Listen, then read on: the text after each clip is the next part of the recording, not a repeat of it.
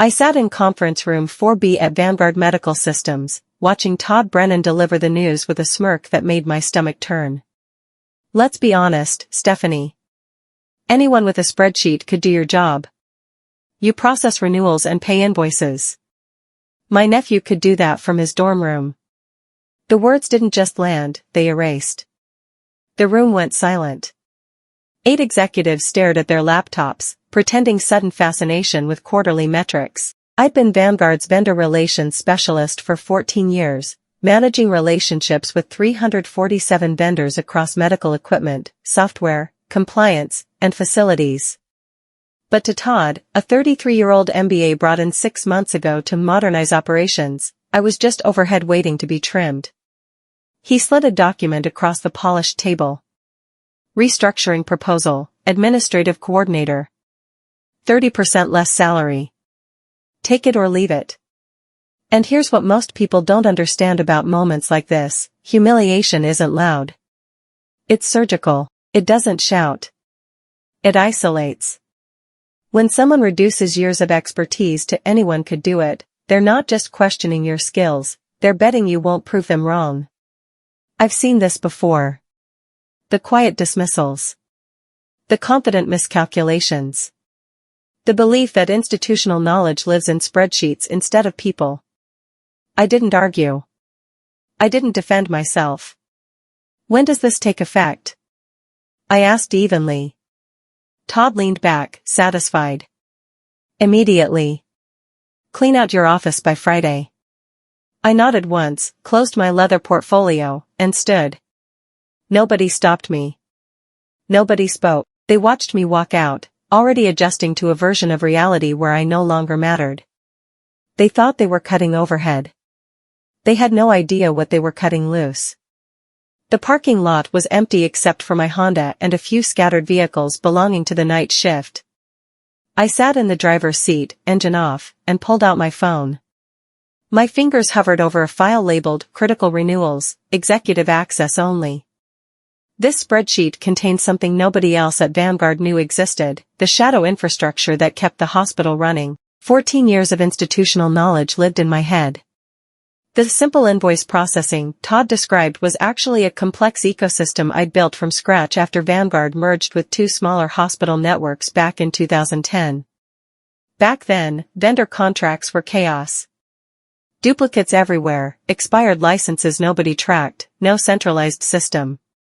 I'd spent 3 years building proprietary tracking that monitored not just contracts, but renewal dates, penalty clauses, auto-renewal triggers, and critical dependencies nobody else understood. I'd created a master calendar that prevented $2.3 million in annual penalty fees. I'd negotiated staggered renewal dates so the company never faced cash flow crunches.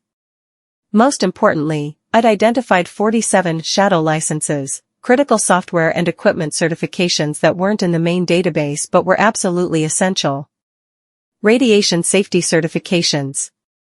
Medical imaging software. HIPAA compliance tools. Emergency backup power contracts. Nobody knew these existed. Not finance. Not IT. Not procurement.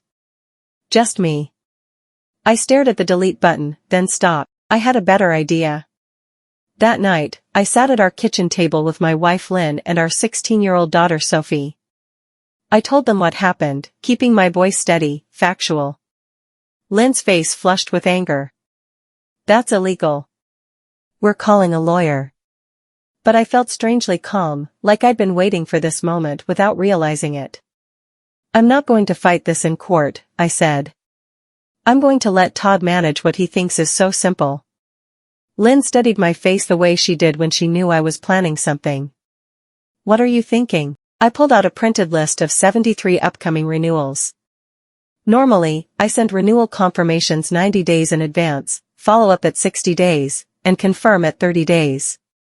It's a 3-layer failsafe I built because vendors are terrible at communication. I paused, letting that sink in.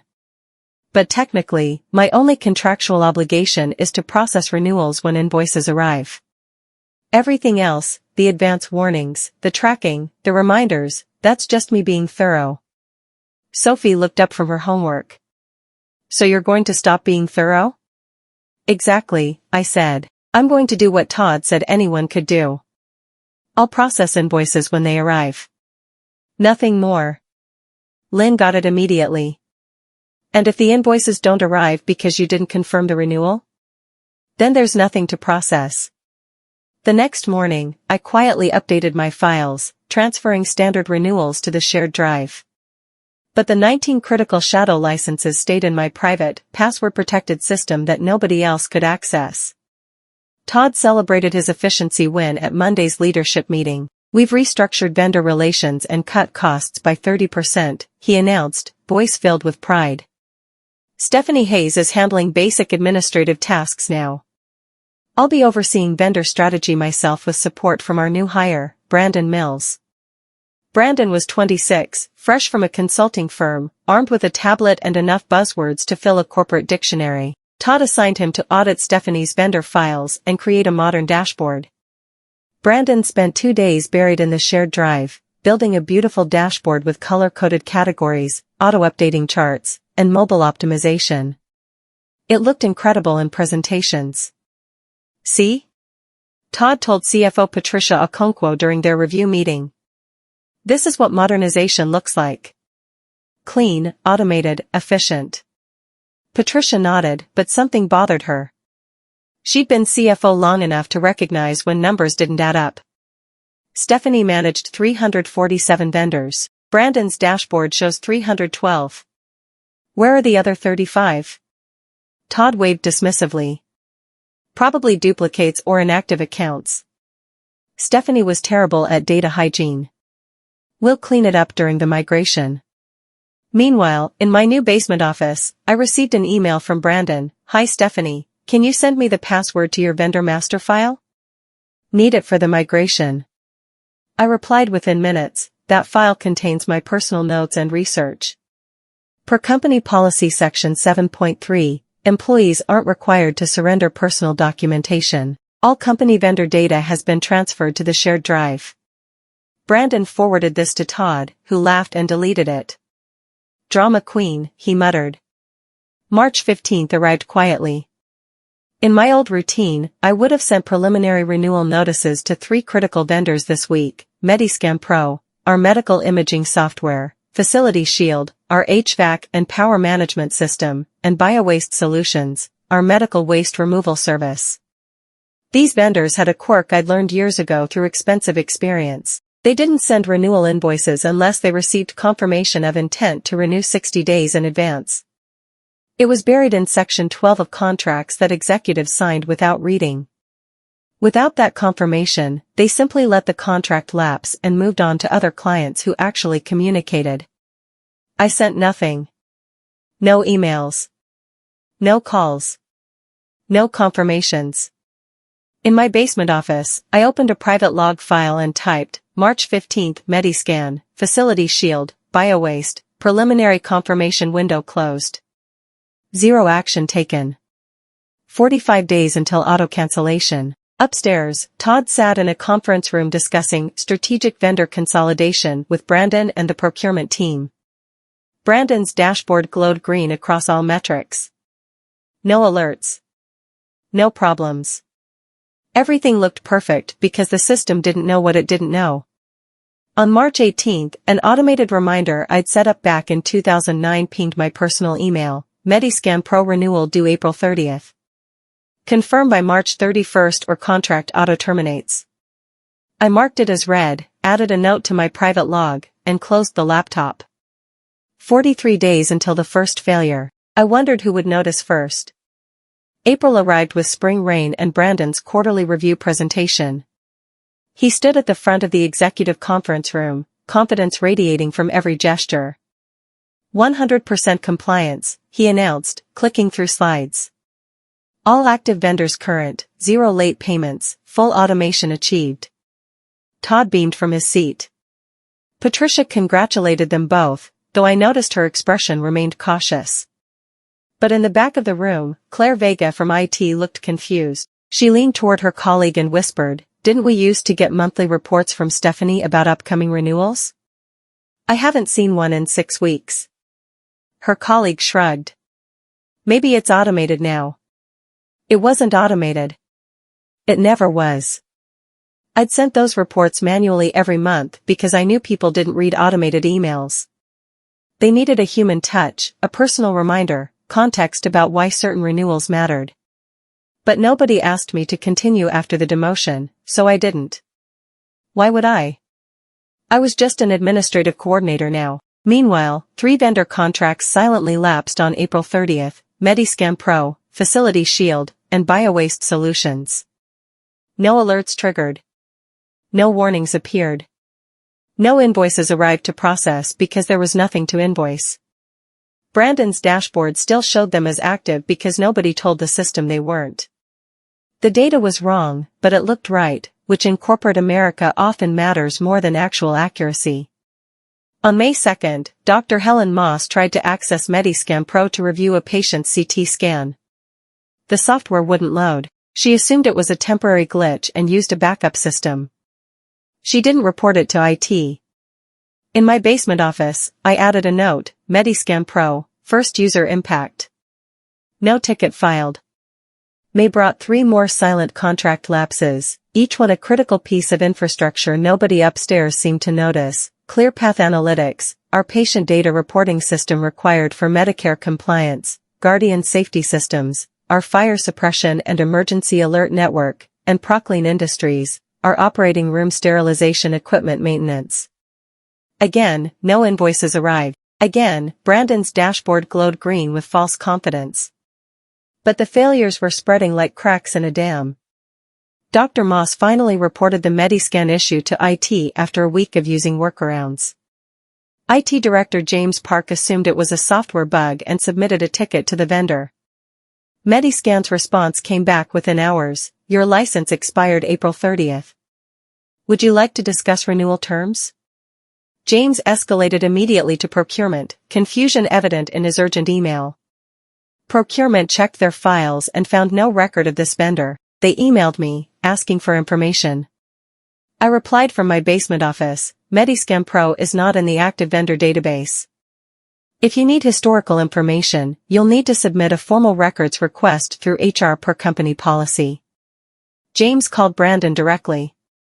We've been using this software for years. How is it not in our system? Brandon searched his beautiful dashboard, scrolling through categories and filters. Nothing appeared. Must be a legacy system, he told James, voice uncertain. Probably not critical if it's not in our active files. That same afternoon, the hospital's fire marshal conducted a routine inspection. The Guardian Safety Systems panel displayed a small message in red letters, license expired. The marshal flagged it as a code violation. Vanguard had 30 days to renew or face state penalties and possible operational restrictions. Todd called an emergency meeting, gathering his team, Brandon, procurement, IT, and me. We seem to have some vendor communication issues, he said carefully, the word problem noticeably absent from his vocabulary. His eyes landed on me. A few departments are asking about renewals that didn't happen. Can you explain? I kept my expression neutral, hands folded calmly on the table. I process renewal invoices when they arrive. No invoices have arrived for those vendors. But shouldn't you follow up with them? Todd pressed, irritation creeping into his voice. My role is administrative coordinator, I said quietly. I coordinate administrative tasks. Following up with vendors would be vendor relations, which is no longer my role per the March restructuring. The room went silent. You could hear the HVAC system humming in the background. Patricia leaned forward, her CFO instinct sensing disaster. Stephanie, you managed these relationships for 14 years. Surely you know how to contact them. I do, I agreed. But per the restructuring memo dated March 8th, vendor strategy and relationship management now report to Todd. I can provide contact information if formally requested through proper channels. Todd's jaw tightened visibly. Fine. Send Brandon the complete contact list. I nodded. I'll send everything currently in the shared database. I didn't mention that the shared database only contained about 60% of my actual vendor contacts. The critical relationships lived in personal email threads, phone contacts, and years of built trust that couldn't be transferred in a spreadsheet. After the meeting, Patricia pulled me aside in the hallway. "This feels deliberate," she said quietly, watching my face. I met her eyes. "I'm doing exactly what Todd said anyone could do. Processing invoices. Nothing more, nothing less." Patricia studied me for a long moment, then walked away without another word. Todd ordered a full vendor audit, panic finally setting in. He assigned Brandon to lead it with support from IT and finance. "I want a complete list of every vendor contract, every renewal date, every license we hold," Todd demanded during the kickoff meeting. "And I want it by end of week." The audit became a disaster within hours.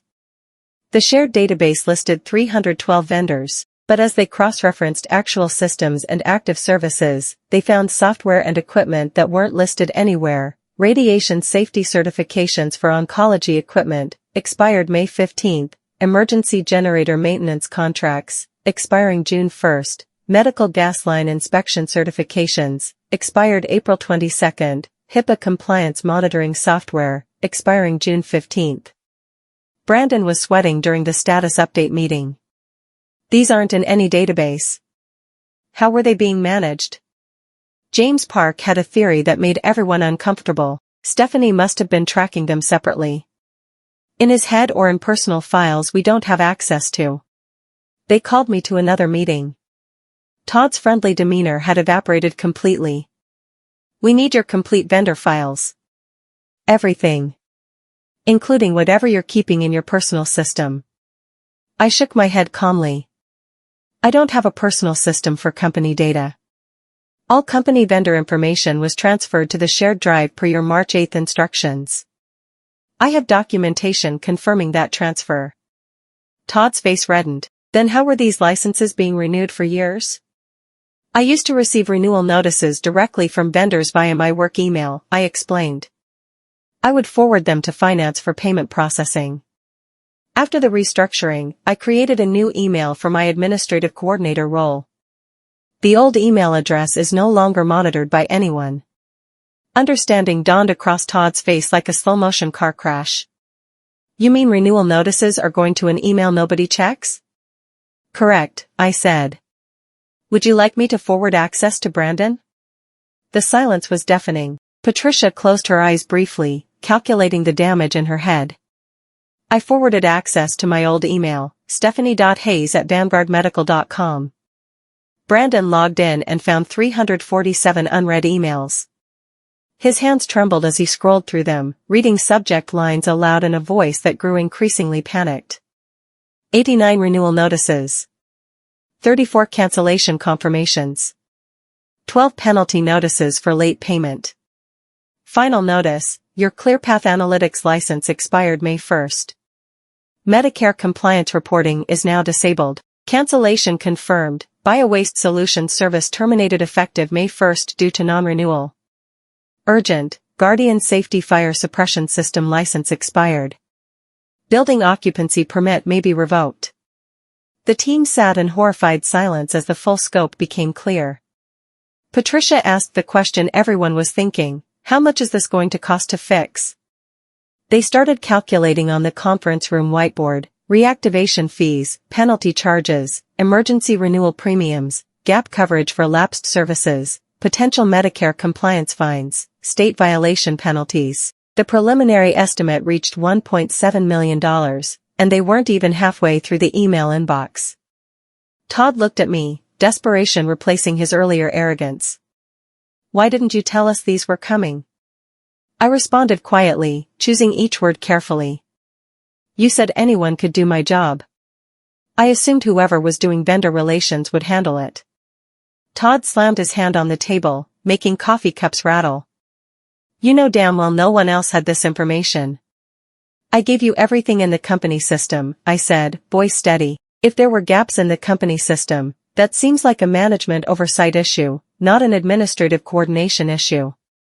The next week turned into chaos.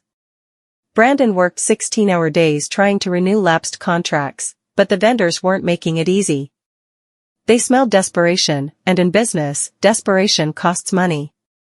Mediscam Pro's response was brutal. We've allocated your license capacity to another hospital. We can offer a new contract at 40% higher cost with a 90-day implementation timeline. Facility Shield, reactivation requires a full building assessment. $125,000 fee, 6-week timeline before services can resume. BioWaste Solutions, we've contracted with your competitor, Riverside Medical, for your previous capacity. We can provide interim service at emergency rates, triple your previous cost. Every conversation ended with massive price increases and penalty fees. The vendors knew Vanguard was desperate and vulnerable. Todd tried to negotiate, leveraging his MBA training, but he had no relationships with these companies. They'd never heard of him. When he mentioned my name in conversations, several vendors asked, "Is Stephanie Hayes still managing your account? We'd prefer to work with him directly." Todd had to admit I was no longer in that role. The vendor's tone changed immediately, becoming formal and transactional instead of collaborative. On May 24, the state fire marshal issued a formal violation notice regarding Guardian Safety Systems noncompliance. The hospital had 14 days to renew or cease operations in 3 wings. That meant 127 beds offline and 2 operating rooms shut down. Patricia called an emergency executive meeting that afternoon. The message was clear and direct: we need Stephanie Hayes back in vendor relations. Now. Todd appeared at my basement office door, pride visibly wounded but desperation overriding ego. "Stephanie, we need your help," he started, unable to meet my eyes. I looked up from my computer, expression neutral. "With what specifically?" "We need you to resume your vendor relationships. Temporarily. Until we get things stabilized." I nodded slowly, as if considering this new information. "I see. And would this involve me returning to my previous role and salary?" Todd hesitated, clearly uncomfortable. "We'd need to discuss terms and transitional arrangements." "I'm happy to discuss," I said calmly. "My consulting rate is $400 per hour with a 20-hour minimum per week. I'll need a 6-month contract with 30-day cancellation notice from either party. And full indemnification for any issues that occurred during my absence from the role." Todd's face flushed deep red. "That's almost double what you were making before the restructuring." "Yes," I agreed. "But you said anyone could do my job." Clearly, that assessment was incorrect. "So this is the market rate for someone who actually can do it." Todd stormed out without answering, anger radiating from his rigid posture. 4 hours later, Patricia emailed me directly, "Can we talk?" "Privately?" Patricia met me at a coffee shop 3 blocks from campus. She was the CFO, she understood numbers and their implications. $1.7 million to fix what's broken, she said quietly, stirring her coffee without drinking it. Plus ongoing premium rates because we have no leverage with vendors anymore. Plus the state violations and potential Medicare penalties. We're looking at $3 to $4 million in total exposure. I said nothing, just sipped my coffee and waited. Todd made a catastrophic mistake, Patricia continued. But the board won't admit that publicly. They'll want a quiet resolution that protects the institution's reputation. "What are you proposing?" I asked. Patricia slid a document across the small table. Director of Vendor Strategy. $140,000 base salary, 15% performance bonus, full benefits, company car, and a seat in senior leadership meetings. You report directly to me, not Todd. I read it carefully, noting the details. And Todd's role? He stays on in a reduced capacity. We'll call it an organizational realignment. I shook my head. Not good enough. Patricia raised an eyebrow, surprised. What do you want? I pulled out my own document, one I'd prepared 3 weeks ago during sleepless nights. I want vendor relations split into its own department with dedicated budget authority. I want 2 analysts reporting directly to me. I want sign-off authority on all vendor contracts over $50,000. And I want Todd completely removed from my reporting chain with no oversight of my department. Patricia read it carefully, her CFO mind calculating implications. Then she looked up. And if we don't agree to these terms? I stood up, leaving my coffee half finished. Then good luck explaining to the fire marshal why you can't renew Guardian safety systems. Patricia brought my demands to the board's emergency session. There was significant resistance. Giving this much authority to someone they'd just demoted looked terrible optically and undermined Todd's leadership credibility. But the alternative was worse, and everyone knew it. The compliance violations were piling up like snow in a blizzard. 3 more critical contracts had lapsed in early June: laboratory equipment calibration services required for accreditation, oxygen system monitoring for patient safety, and the medical records backup system that prevented HIPAA violations. The state inspectors were scheduled to return in 9 days. If Guardian safety wasn't renewed and operational, they'd face forced closure of critical units. The financial impact would be catastrophic. The board met in emergency session. Todd attended, desperately trying to defend his decisions. We can hire a vendor management firm, he argued. Bring in external consultants to handle this crisis. Patricia cut him off sharply. We don't have time for consultants. And frankly, Todd, this disaster happened on your watch because you didn't understand what Stephanie actually did. She turned to the board. Stephanie knows these vendors personally. They trust him. Some have explicitly said they'll only negotiate with him. We need him back, and we need him on his terms. The board voted 6-2 approving my demands. But there was one condition: I had to start immediately and resolve the Guardian safety issue within 7 days. As I left the meeting, Todd was waiting in the hallway, anger barely contained. You planned this entire thing, he hissed. I looked at him calmly. No, Todd. You planned this when you said anyone could do my job. I just let you prove yourself wrong. I walked back into my old office on the executive floor. It had been converted into a storage room, boxes everywhere, furniture stacked haphazardly. Brandon and 2 interns spent the morning clearing it out while I watched, saying nothing. My first act, I called Guardian Safety Systems directly. Not their general customer service line. I called Nina Ortiz, my contact there for 11 years. Nina, it's Stephanie Hayes. Her voice brightened immediately. Stephanie. We heard you weren't in vendor relations anymore. What happened? Administrative restructuring, I said simply. But I'm back now. I need your help with an urgent renewal. Within 20 minutes, Nina had expedited a renewal contract at my original rate: no penalty fees, no reactivation charges, no punitive terms. For you, Stephanie, she said warmly, we'll make it work. You've always been fair with us. The same day, I contacted Mediscan Pro, BioWaste Solutions, and Facility Shield. In each case, my personal relationships cut through the bureaucratic barriers and penalty structures. People I'd worked with for years answered my calls immediately, remembered favors I'd done, recalled times I'd helped them solve problems. By end of business, I'd recovered 4 critical contracts and saved the company $890,000 in penalty fees compared to what Brandon had been quoted. As I was leaving, Brandon appeared at my door. I owe you an apology, he started, voice genuine. I cut him off. No, you don't. You did what Todd told you to do.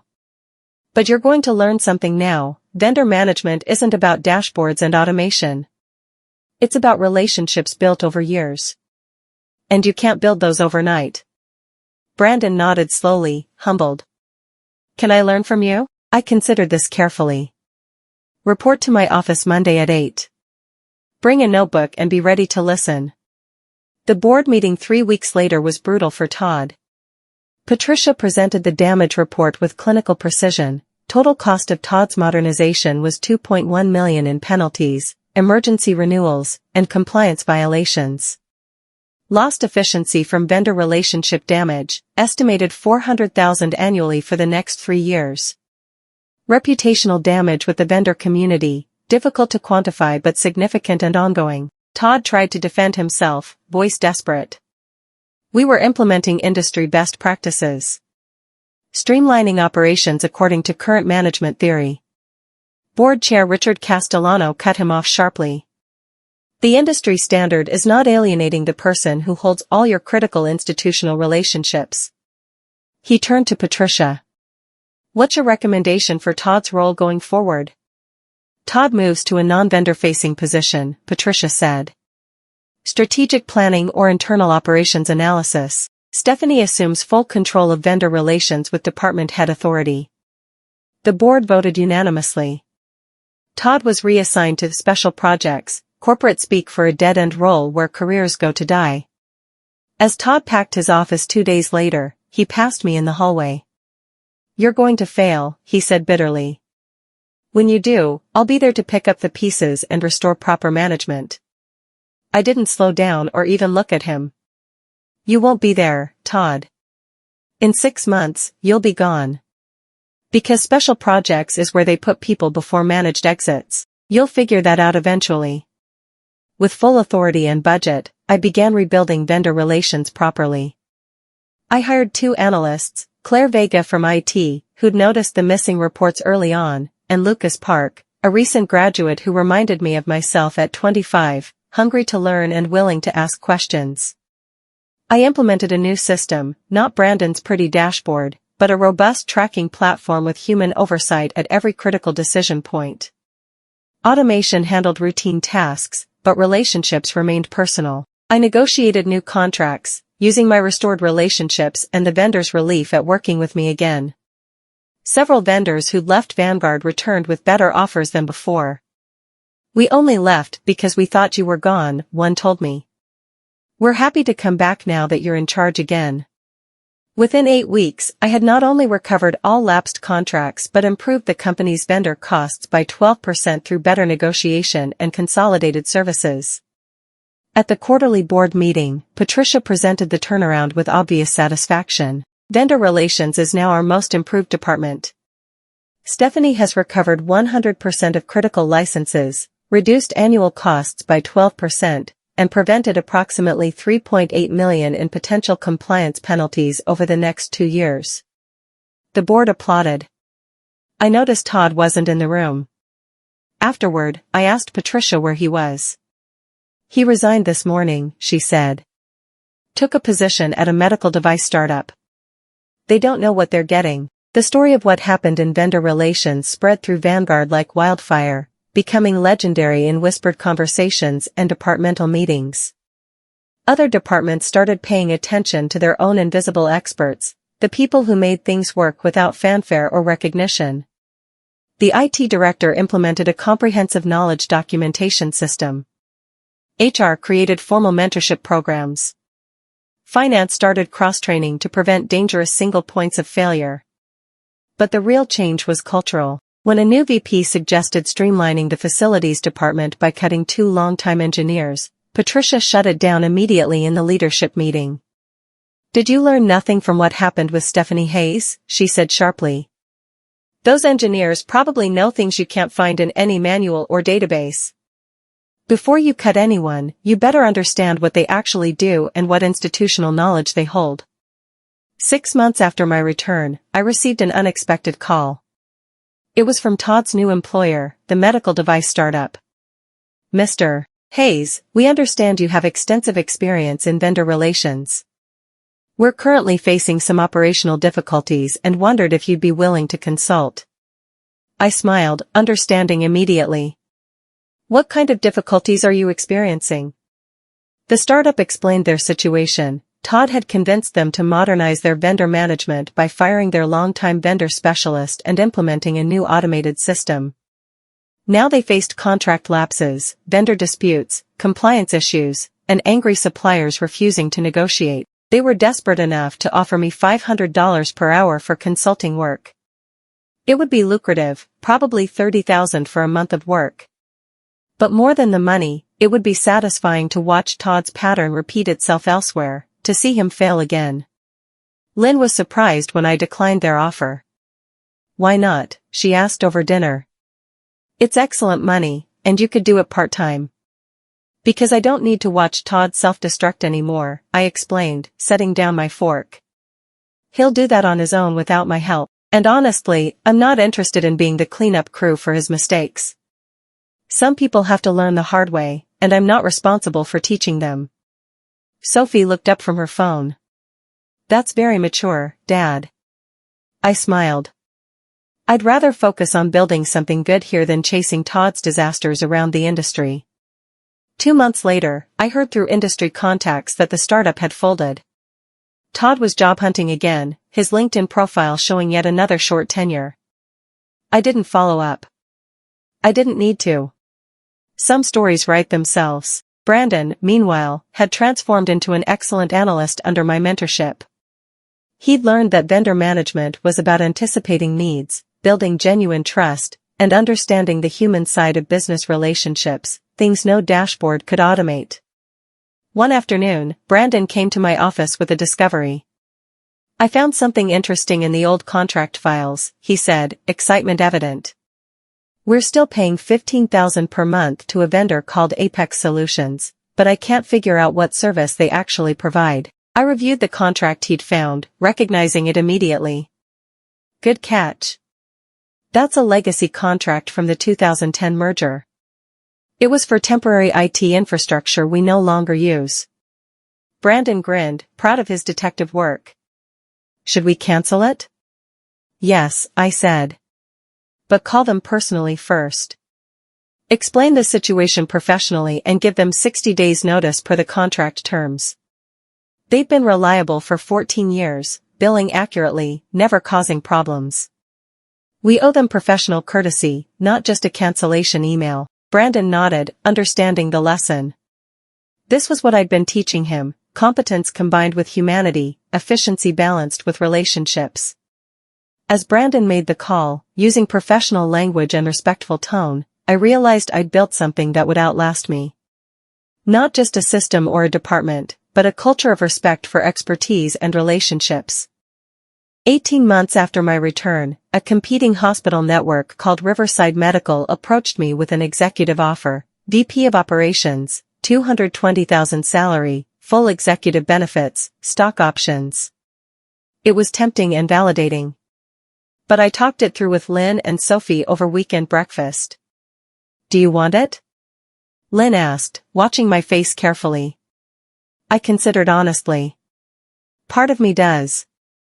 It feels good to be valued like that, to have my expertise recognized with that kind of offer. But? Sophie prompted, now 17 and perceptive, but I spent 14 years building relationships at Vanguard. I finally have the authority and respect to use them properly, to mentor the next generation, to build something sustainable. If I leave now, I'm just starting over somewhere else, rebuilding from scratch. I declined Riverside's offer but used it to negotiate a better package with Patricia, a retention bonus, equity participation in Vanguard's growth, and commitment to fund my vendor specialist training program. Patricia agreed immediately. You taught us an expensive lesson, Stephanie. We're not going to make the same mistake twice. You're too valuable to lose. 1 year after Todd's "anyone could do your job" comment, I found myself presenting at the National Healthcare Management Conference. My topic, the hidden value of institutional knowledge. I didn't name Todd or Vanguard specifically, but everyone in the healthcare industry knew the story.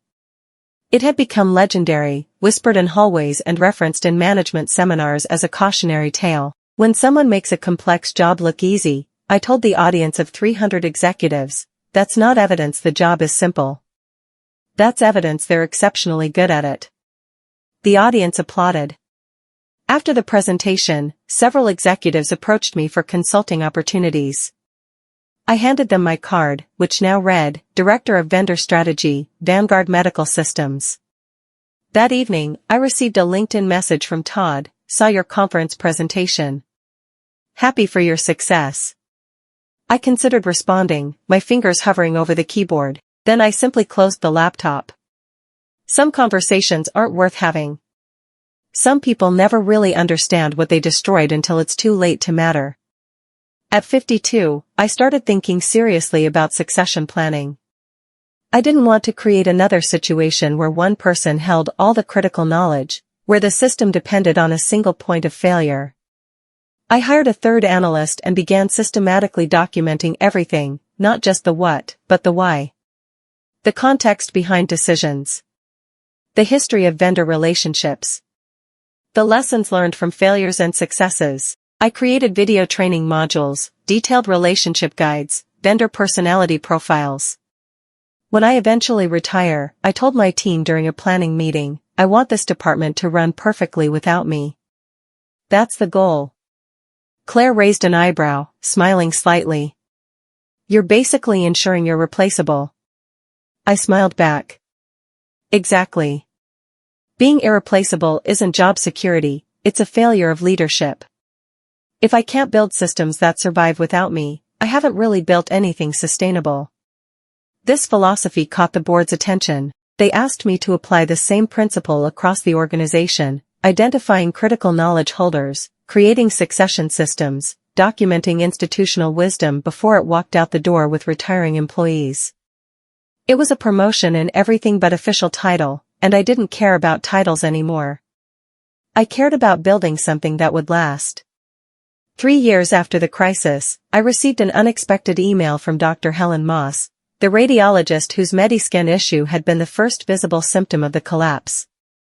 Dear Stephanie, I never properly thanked you. When that imaging software went down, I was terrified we'd miss something critical in a patient's scan.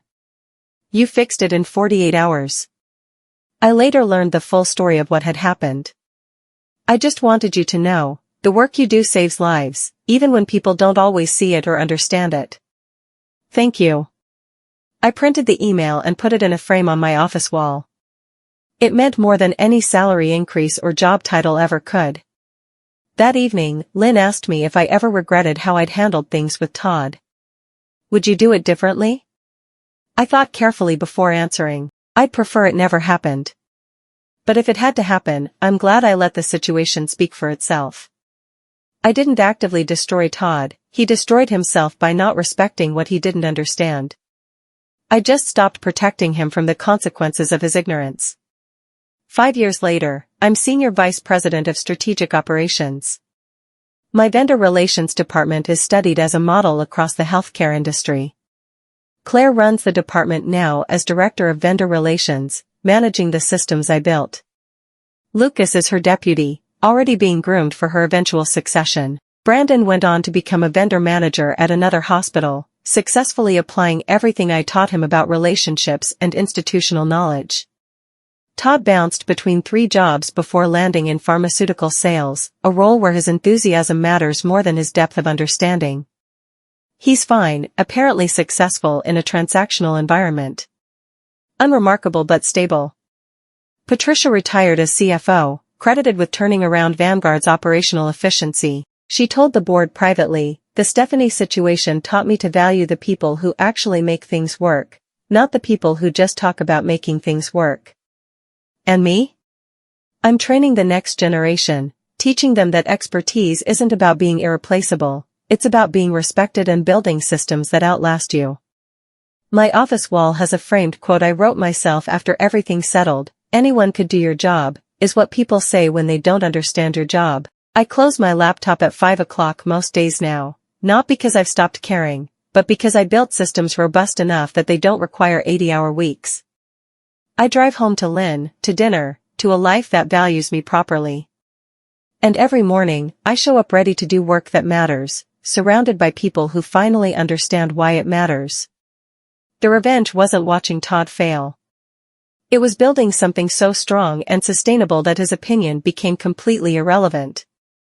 If you've made it this far, thank you for staying with my story. Have you ever had to fight for what was rightfully yours? Have you ever discovered that someone you trusted was working against you, misjudging you, or quietly undermining you? If so, you already understand what this was really about. Drop your story in the comments. I read every single one, because the details matter. Your experiences matter. And if this resonated with you, if you've ever felt dismissed, minimized, or erased by the people who should have valued you, share this with someone who needs to hear it. You are not too emotional. You are not a burden. You are not weak for trusting. You are worthy of respect, honesty, and full control over your own life. Stay steady. Trust your instincts. They are usually right, even when someone tries to convince you otherwise.